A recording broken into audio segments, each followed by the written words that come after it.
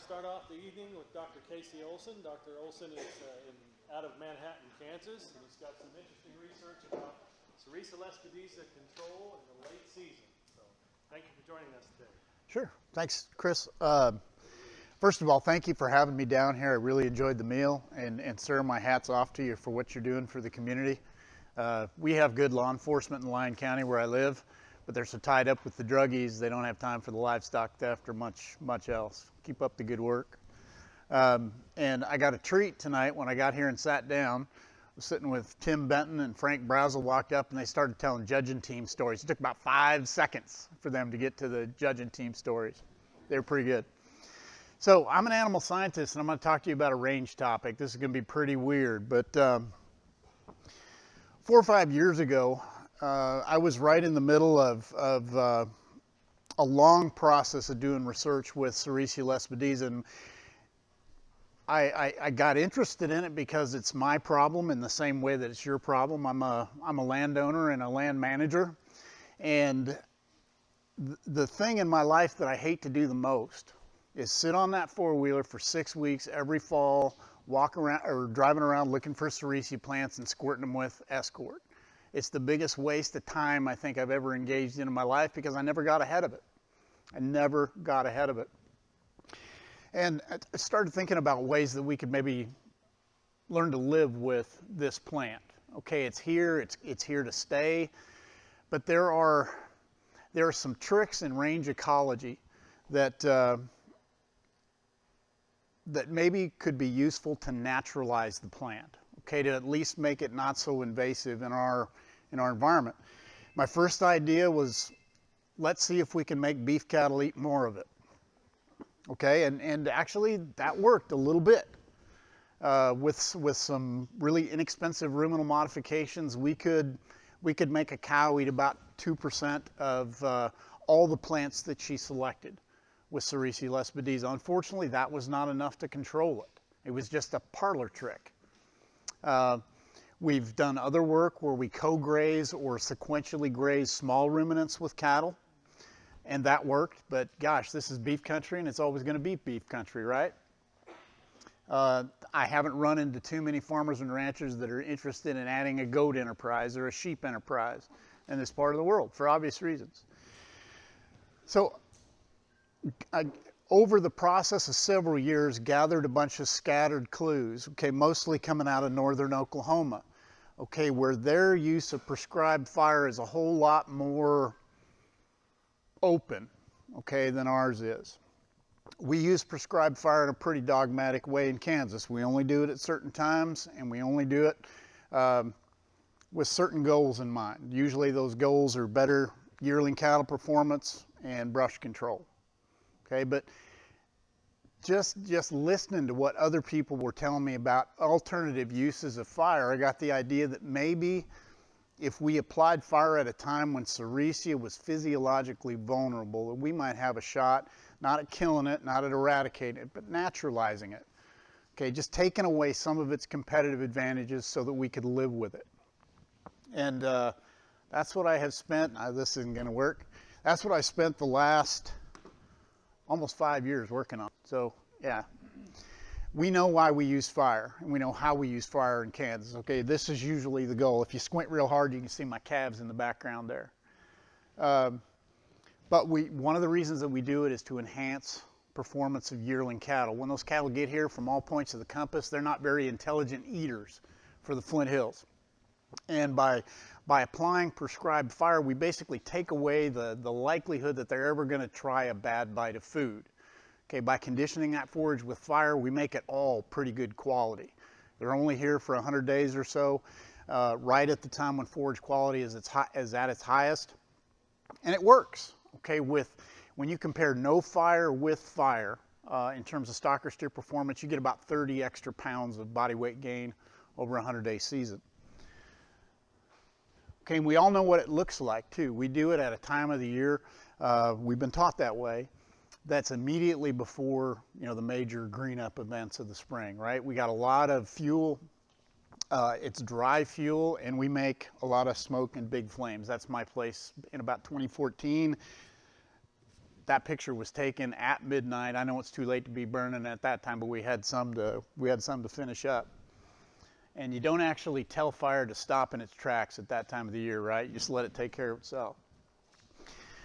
Okay, to the Flint Hills alone, I'm not talking about the Oklahoma tallgrass prairie, but to the Flint Hills alone, that extra livestock performance that we get has about the value of a growth promoting implant. Okay, 30 extra pounds a day.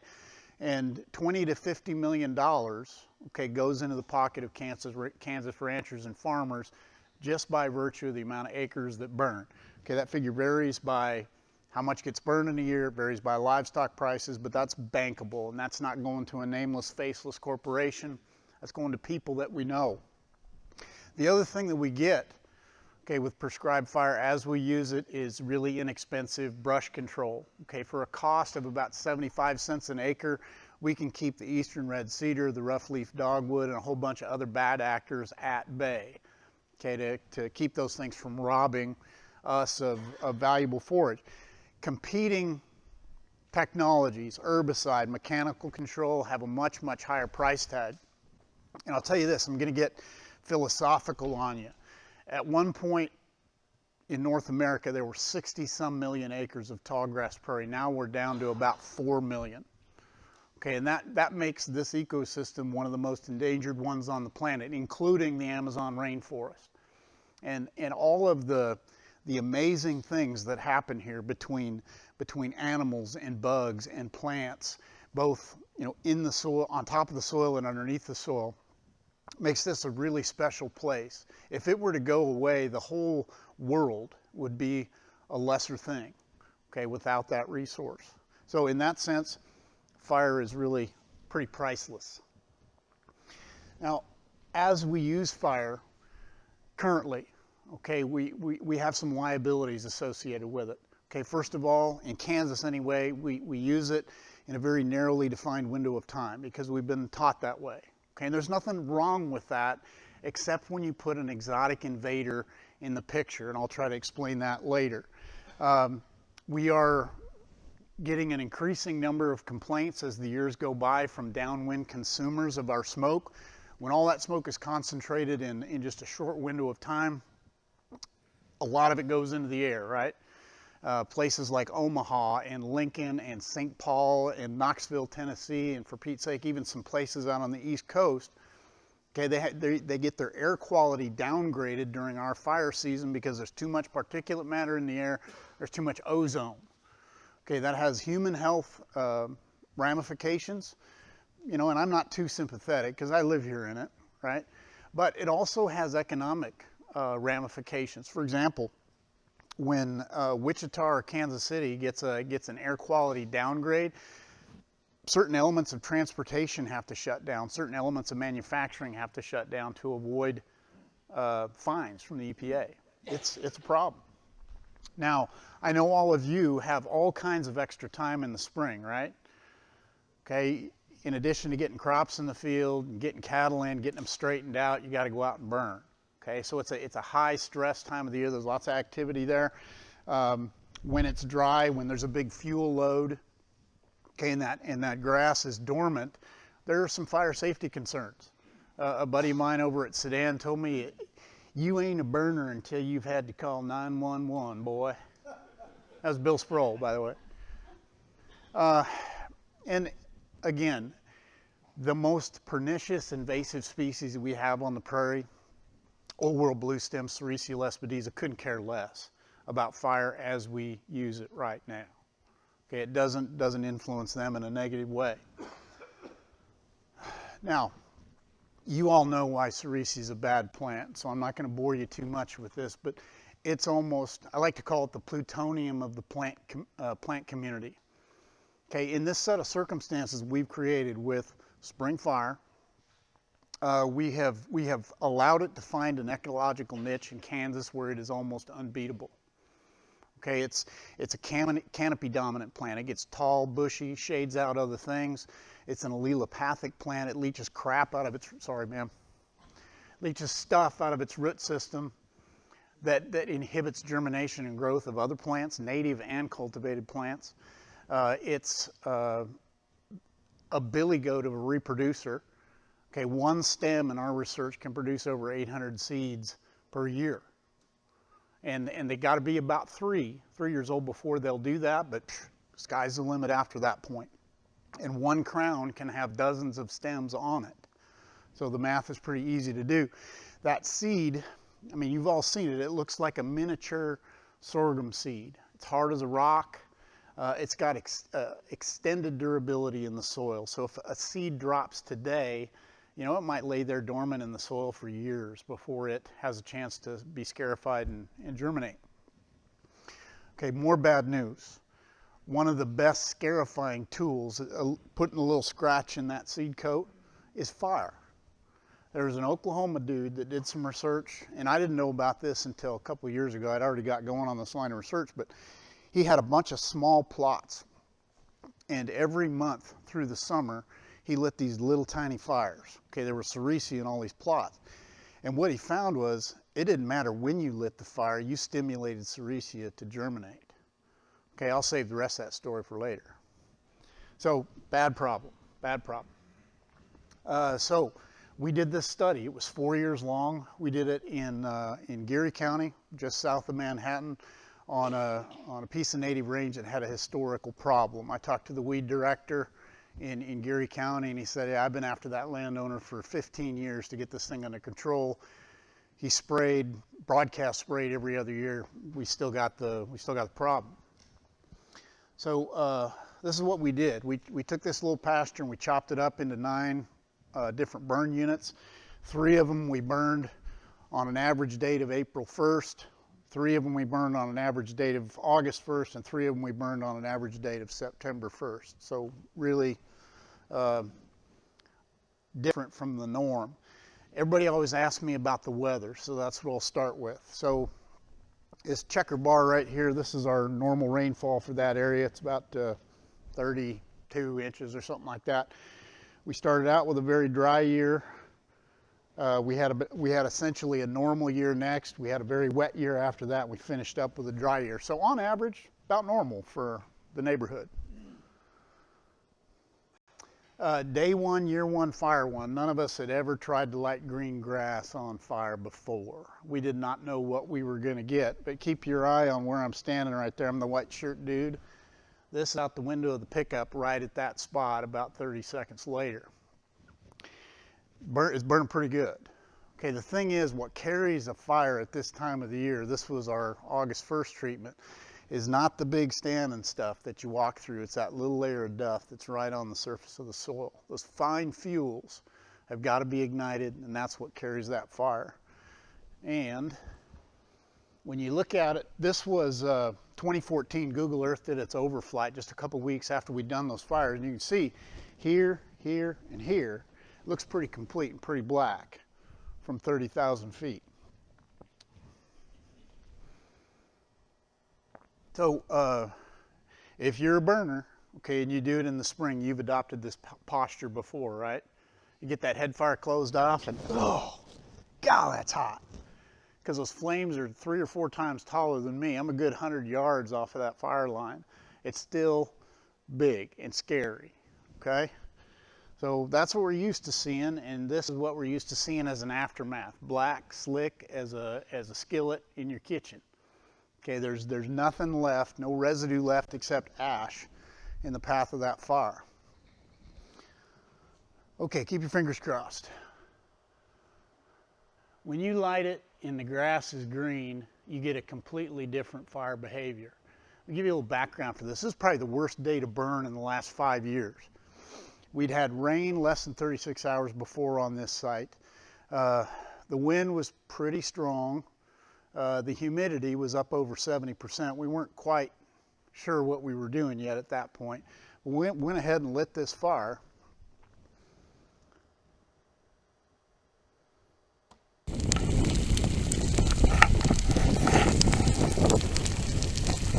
Okay, lots of smoke, but wait till you get right on top of that fire line and look down.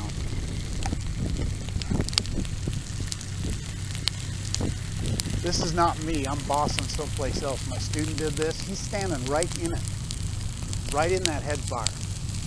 And those flames are about like that. just not very scary. It's being driven by about a 12-mile-an-hour wind, and you can walk faster than that can move. You see a lot of standing green material in the path where the fire has been. Okay, that's completely normal. Okay, that was in August, or right around on August 1st. I built it up, and then I screwed it up.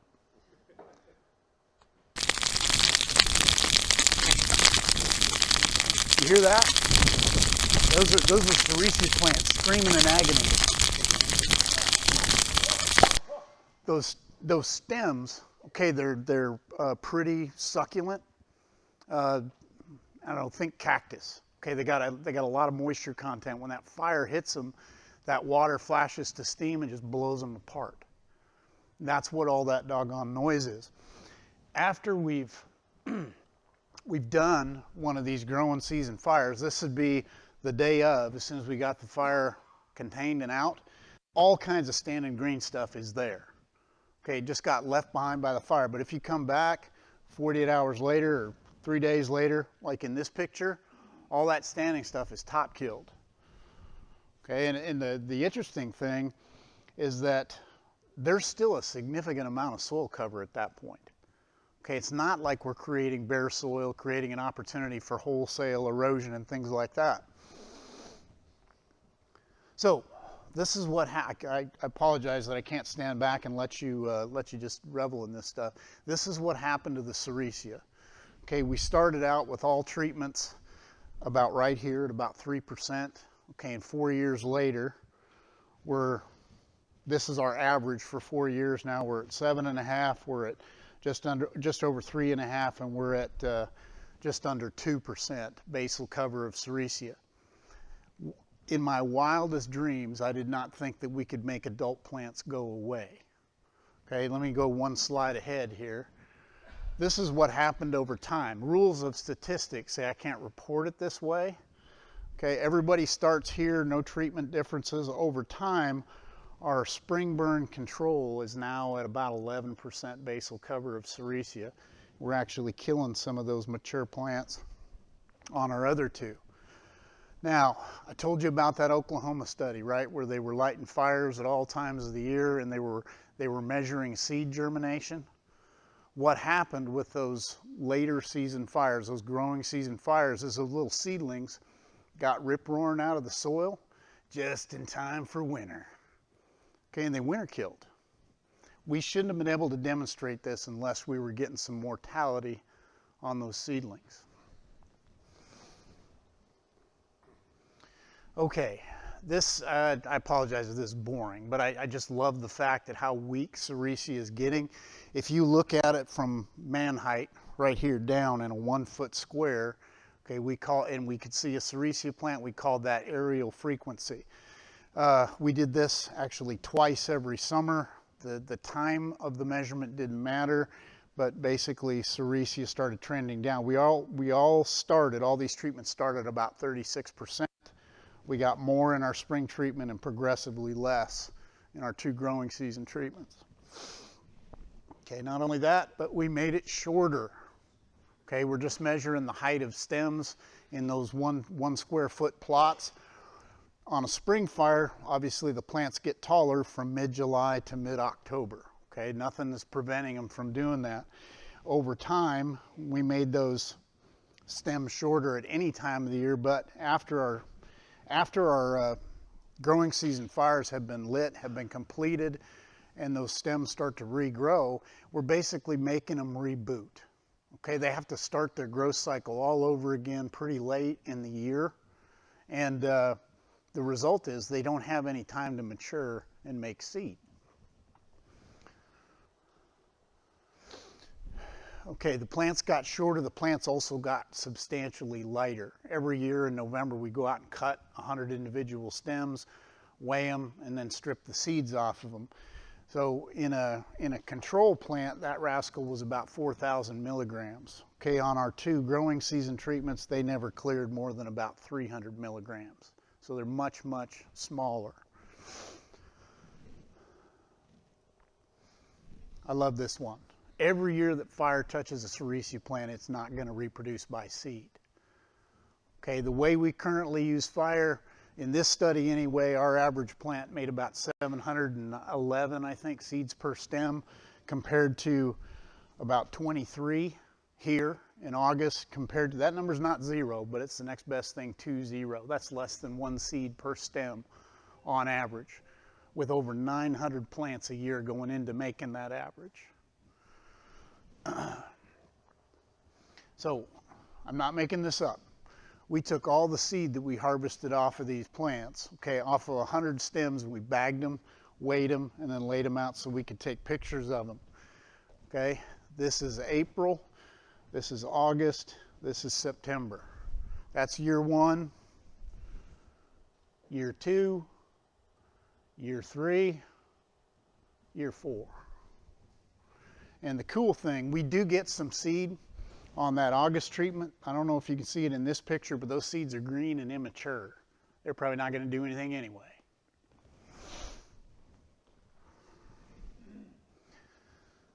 So, 2 things happened. Okay, when we apply fire at this time of the year, at a point when Sericea is flowering, when it's getting ready to reproduce itself, it's weak. Okay, if we hit it at fire at that time, we do some damage to it. At the very least, we can stop it from making seed every year we apply this treatment. And under a longer term look, okay, with 4 consecutive years of treatment, we're actually making some of those individuals leave the ecosystem. And really, this is control from 2 different directions. Okay, we're controlling seed production, so that's the sexual part of reproduction. We're also controlling vegetative reproduction, resprouting off of a mature crown. It is a perennial plant, and it can do that. So I love this picture because this gives you, this is our fire line for this particular treatment. This gives you an idea for how comprehensive fire can be. Okay, a human being putting around on a 4-wheeler is going to miss a plant with the herbicide, right? And a goat or a sheep walking around is going to occasionally miss a plant and just not eat it, right? Beef cattle will miss them all. Fire sees everything. Okay, when we apply herbicide, usually it's in a pretty dense plant canopy, and there's plenty of opportunity for non-target plants to intercept that herbicide before it ever gets down to the juveniles at the level of the soil. That is why spraying we never get to be done with that, because we never get them all.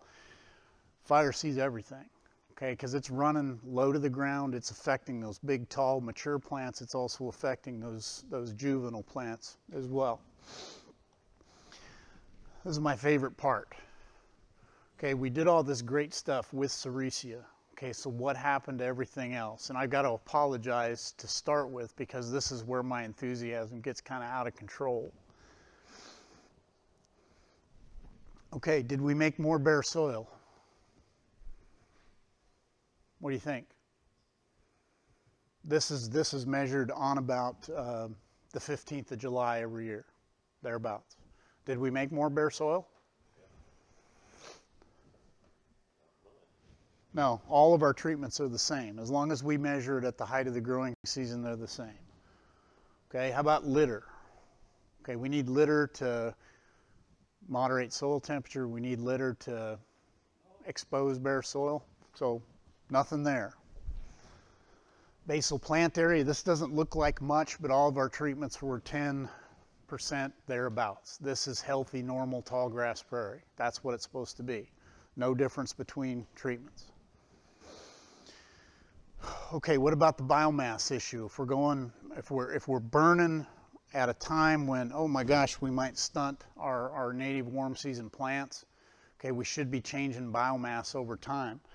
There wasn't 1 whit of difference when we measured it at the height of the growing season. July should be our peak biomass yield. There weren't any differences between treatments. Obviously, after we light those growing season fires, yeah, we're going to have some differences in forage availability going into the fall and winter, but the regrowth was fantastic. Okay, when we did nutritional tests on that regrowth early in October, our regrowth on our 2 growing season burn treatments was 4 to 5 units higher in crude protein. It was 6 to 7 units lower in fiber. Haven't done it yet, but I would love to grow a set of heifers on that regrowth right there. So just to give you an idea about how quickly that accumulates, this is one of our latest fires, and this was by far our driest year. 5 days post-fire, a little bit of green fuzz. About 3 weeks post-fire, quite a lot of green fuzz. And this is just a little over a month post-fire. That looks pretty dang good, doesn't it? If you were a heifer, would you want to eat that? If the alternative was dry brown grass? Looks pretty good. Species so we could see what was going on. And that shift, okay, is between early spring and late summer only. Midsummer's pretty stable. So just to remind you, April, August, September. Basically, we got a trade-off between big blue and little blue in those two treatments. Okay, am I concerned about that? Yeah. I mean, we need to be thinking about what happened and why, but it didn't change biomass. It didn't change my forage yield over that 4-year period. So that's worth thinking about as well. Okay, another thing that was concerning. Okay, when we looked at all the Forb plants out there, we see a shift from or toward more perennial Forbs in our traditional treatment and away from those perennial Forbs in our 2 alternative treatments. Oh my gosh, what is going on there? So we dug down a little deeper. Okay, looking right in the middle. Basically, this shift in perennial Forbs, it looks like a bad thing, okay, is because we were getting rid of not only Sericea Lespedeza, but also ironweed and western ragweed, the perennial ragweed. Everything else was completely stable except this one. Everybody likes wildflowers, right? They're pretty to look at. Okay, but those things have value that you and I don't often appreciate. The things that make our ecosystem stable, okay, are the plant community, but also the community of bugs and the community of birds. Okay, they're just as responsible for the stability of that ecosystem as the plants are. When we take Sericea out and we take its allelopathic properties out of the ecosystems, these wildflowers start coming back into that open space. Okay, and along with that, I'm not going to show you this tonight, but along with that, the invertebrates came back. Okay, the butterflies that pollinate, the butterflies that feed birds, and along with that, the birds came back. Okay, eastern meadowlark, dick thistle, and grasshopper sparrow. We got more of those in our summer burn treatments than we did in our April burn treatment. Okay, everybody wanted to know, is it any good for controlling brush? Okay, and we didn't have any treatment differences here for total brush or total shrub cover, but gosh, you look at that, it looks like these bars are getting taller. So rather than just considering it as total brush or total shrub, we just broke out the increasers. Buckbrush, excuse me, smooth sumac, and everybody's favorite, rough leaf dogwood. Okay, when we just looked at those 3 species, our April and our September are equivalent, and our best one is actually August. We got better control of woody species in August than we did at any other time. I asked my friend, who's a fire physicist at Nebraska, why is that? Okay, he told me an interesting thing. He said it takes about 150 degrees of temperature on the cambium of a tree to kill it. He said, you idiot, when the temperature is 50 degrees and you're out lighting your fires, the fire has got to do 100 degrees worth of work. When you do it in August and it's 90 degrees, the fire only has to do 60 degrees worth of work. So it makes sense. He's way smarter than me. Okay, more boring stuff. Okay, a plant community well, broader than that, an ecosystem without all of its components is about as weak as a 3-legged chair. Okay, and one of the ways that we gauge the stability of an ecosystem is just with basic measures of diversity. Okay, this just looks at plants, but we also have similar measurements for bugs and birds. There are 2 parts to diversity. Okay, how many species are out there and how much balance is there between the species? That's called evenness. our native species, we have more native species on our summer burn treatments than we do on our traditional treatment. We have 50% more Forb species, good Forb species, on our summer treatments than we do on our traditional treatment. Okay, and just breaking that out a little bit, okay, for the Forbs in particular, okay, we have better balance between our Forb communities. We have a more diverse Forb population, and this dominance index is a measurement of the likelihood that if you go out and pick two plants at random, that they're going to be the same plant. Okay, and a lower number is actually better. So getting rid of those dominant Forbs like Sericea lespedeza, like ironweed that nothing eats except sheep, and ragweed that nothing eats, but I mean nothing. Okay, it just gives us all hay fever. Okay, getting rid of those things gives us a much better looking dominance number for the prairie. So just to put a bow on it, when we measure our standing forage biomass in July, which should be the peak of our growing season, we're getting the same number for all three of these treatments. We're not impairing forage productivity for livestock purposes with these treatments. We did have a minor shift between big and little blue stem just on that September treatment, not on the August, but it didn't result in a change in forage yield. So we reduced aerial frequency, plant height, plant weight where Sericea was concerned. We controlled its reproduction via seed. We controlled its reproduction via cloning off of its own crown. And we got a more healthy Forb community. So this is my story. This kind of a treatment is consistent with optimum Flint Hills ecosystem stewardship. We did this at a greatly reduced cost and time commitment compared with spraying. These are my own numbers. Okay, for burning, I figure the cash cost of burning is about 75 cents an acre. I know you see higher numbers from USDA and NRCS. I'm not bound by the safety rules that they are. Okay, I don't go to great pains to make the perfect looking fire break. I just light the fire. But this I got from a colleague in agronomy. Okay, if you take away the value of the subsidized cost of escort, you're really looking at a cash investment in time, equipment depreciation, and chemical that minimum is about 18 bucks an acre. That's a big number. So if, I'm going to paint a picture for you. For those of you that are yearling operators and you have a Sericea problem, if you apply the fire after the stock or steers leave rather than before they show up, this is a way that you could use it, okay, and get on a really quick path to recovery, to range recovery. If you're a cow-calf operator, it's probably a little more complicated than that. You're probably looking at maybe every other year applying fire at that time of year so you got some grass to put your cows on all the time. I think it will still work. It will just take more time. We don't know what burning at a different time of the year is going to do to livestock performance, but I can put that number in perspective for you, and I'm happy to report we just got a very large grant from a variety of sources that's going to allow us to test that question. Okay, if we burn in August instead of April, how's that going to change yearling cattle performance? We're going to do that for the next 6 years. Okay, well, here's the perspective. We've got a very large margin between the cost to spray and the cost to burn. Cattle Fact says right now that the value of gain is historically high. Every pound we put on a stock or calf is worth about 90 cents today.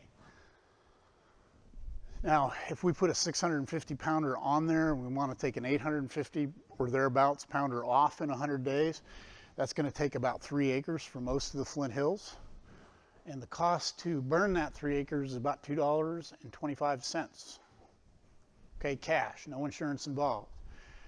The cost to spray that at the low end of the estimate scale is about 54 bucks. Okay, so there's our margin, the difference between 54 bucks and $2.25. Okay, we've got to make any decreased or diminished livestock performance fit inside that $52 window or thereabouts. Okay, here's the break even. If I take that margin and divide it by the value of gain, that means that my calves are going to have to gain 57.5 pounds less today before I'd be losing money. Is that reasonable? Probably not. Okay, if you look back at the wonderful data that was used to build the current grazing systems that we use, burning and no burning is worth about 0.3 of a pound per gain, or of gain per day, per calf. Okay, you take that over a 100-day grazing season, that's an extra 30 pounds, and 30 pounds times 90 cents does not equal 52 bucks, not even close. So moving forward, okay, it's worth it for some of you to think about, how am I going to learn to live with this plant? Okay, if you have, ma'am, sorry, I'm borrowing a little bit of your story from earlier. If you have CRP that's coming out, okay, that you're going to turn back to livestock production, prime candidate for this treatment. I helped a neighbor treat some, well, it's still in the CRP program, but he had the mandate, you better clean it up or else. Just an absolutely beautiful effect because the duff layer was so robust in that CRP. So that's my story. Probably the most exciting research I've ever been involved with in my career, and the one that I think a lot of Kansans were smiling, okay, when they got to hear about it, because we got something new, something to put in the toolbox to deal with this plant that's an absolute landscape changer. So that's my story. I'm sticking to it. Any questions?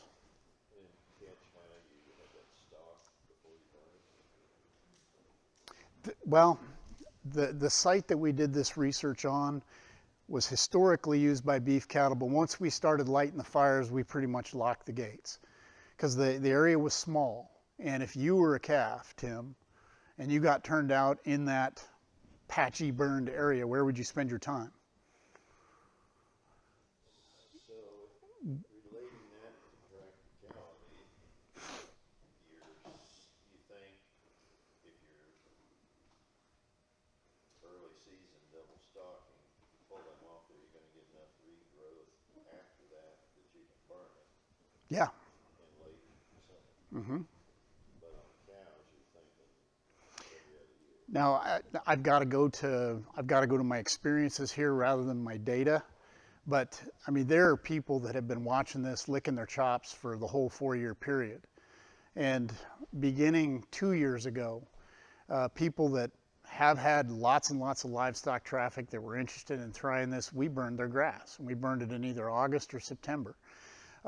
More than enough biomass to make the fire go, and in my opinion, that layer of fine fuel that carries the fire is actually better when there's foot traffic on it. We had much fewer challenges with ignition in situations where we had livestock present or had been immediately present and then gone than we did trying to do it where we didn't have that foot traffic. And keep this in mind, folks.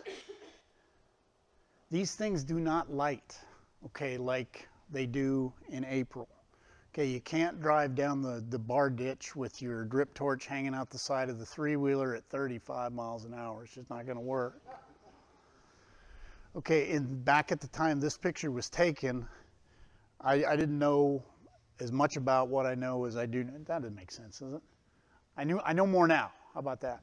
So I did a lot of walking with the torch. Okay, the fuel has to go down from above into that fine fuel layer, and you got to make sure that the fire line is continuous if you want a nice complete effect. I figured out since then that I can put along in my gator, not that piece of junk, but I can put along in my gator, hanging a torch out the door, just idling along at 2 or 5 miles an hour, and still get that same effect. And I don't have to wear myself out. It's much better. Okay, but once you get that nice fire line established, the headwind is your friend. Ring that thing as soon as you can. Don't worry about whether or not it's going to break out on you, because you got time to crack a beer and smoke a cigarette. Okay, if you see it get beyond your backfire line, to go put it out. Okay, these things, when it's moist, just don't move very fast. Okay, but if you wait until middle or late September to do this, game on. It's going to be just like spring. Okay. There is now a pretty powerful economic motive for folks to start looking at other fire windows. Okay, we do that. We get the, the quarter of the Flint Hills or the third of the Flint Hills that are affected by Sericea burning at another time. We become better neighbors. Okay, and for those folks that can do it, they get improved time management because they can take burning out of that spring window and move it someplace else. Okay, and the fire safety issues, you guys saw the picture, you can get right up on the fire line with a camera and not burn your face off. The fire safety aspect shouldn't be overlooked. When the grass is green, the fire moves slower. There's less likelihood that it's going to break out and get someplace that you don't want it.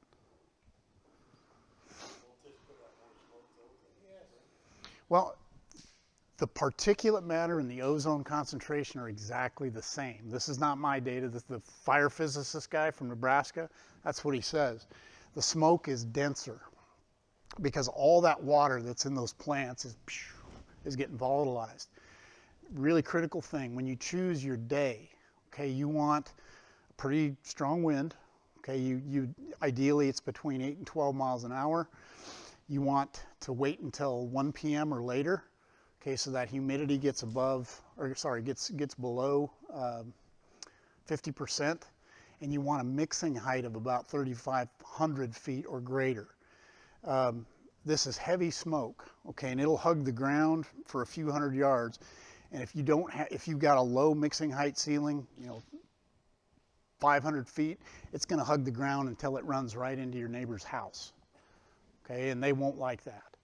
But you pick a good mixing height day, that smoke will travel laterally for 400 yards and then up it'll go. We smoked out the lake homes on Lake Wabaunsee 2 years ago when I was helping the guys at the gun barrel burn 2.5 sections. We didn't pick a good day. That smoke ran laterally for about 2 miles and then just sort of hung right out over the lake. We were not popular people. Anyway, thank you very much for the invitation to be down here. I regret that I can't stay. I've got a 4 a.m. wake up tomorrow, so I better get home and go to bed. But thanks a lot for having me down.